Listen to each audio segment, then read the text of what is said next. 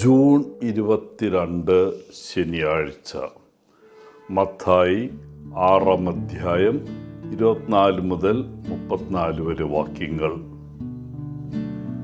ഞാൻ രാജാവിൻ്റെ വിശ്വസ്തദാസനായും ദൈവത്തിൻ്റെ ആദ്യദാസനായും മരിക്കുന്നു.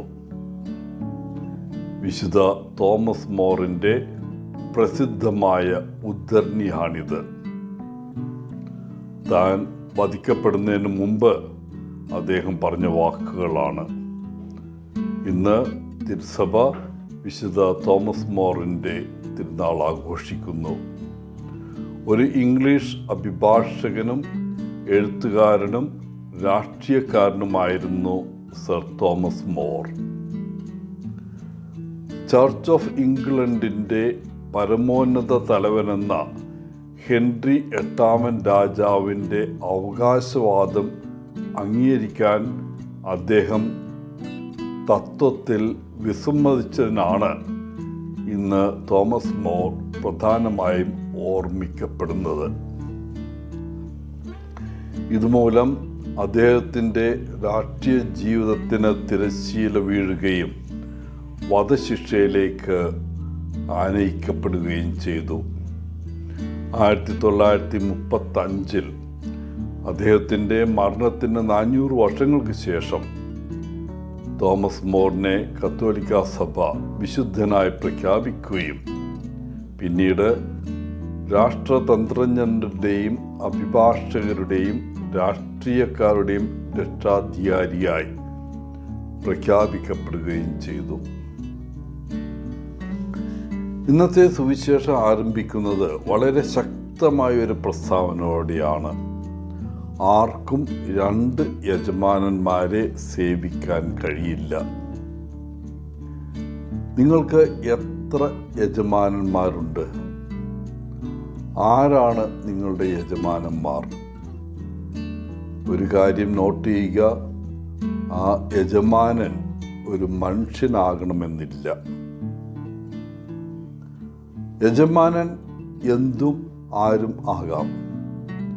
ഇന്ന് സെൽ ഫോണുകൾ പലരുടെയും യജമാനന്മാരാണെന്ന് തോന്നുന്നു. അവർ എവിടെയായിരുന്നാലും ആരുടെ കൂടെ ആയാലും എപ്പോഴും അവരുടെ ഫോണുകൾ പക്കലുണ്ട്. പലർക്കും തങ്ങളുടെ ഫോൺ കയ്യിലില്ലെങ്കിൽ ആ ദിവസം ആകെ നഷ്ടപ്പെട്ടതായി തോന്നിയേക്കാം. ഈ ദിവസങ്ങളിൽ ഈ മറ്റുള്ള നിരന്തരം ബന്ധിപ്പിക്കപ്പെടേണ്ട ആവശ്യകത ഏറെക്കുറെ ഒരു ഭ്രാന്തിൻ്റെ അവസ്ഥയിൽ എത്തിച്ചേരുന്നു. ഒബ്സഷൻ. ഇന്നത്തെ കാലഘട്ടത്തിൽ മിക്ക ആളുകളുടെയും ജീവിതത്തിൻ്റെ അവിഭാജ്യ ഘടകമാണ് സാങ്കേതികവിദ്യ വൈവിധ്യമാർന്ന രീതികളിൽ ഉപയോഗപ്രദമാണ്. എന്നിരുന്നാലും അത് നമ്മുടെ വ്യക്തിപരമോ തൊഴിൽപരമോ ആത്മീയമോ ആയ ജീവിതങ്ങളെ നിയന്ത്രിക്കുകയാണെങ്കിൽ അവ നമ്മുടെ ദൈവമായി മാറുകയാണ്.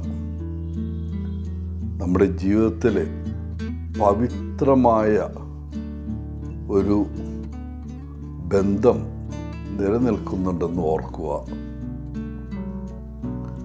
ഇന്ന് യേശു തൻ്റെ ശിഷ്യന്മാർക്ക് മുന്നറിയിപ്പ് നൽകുന്നത് തങ്ങളുടെ മുൻഗണനകൾ ക്രമത്തിൽ സൂക്ഷിക്കാനാണ്.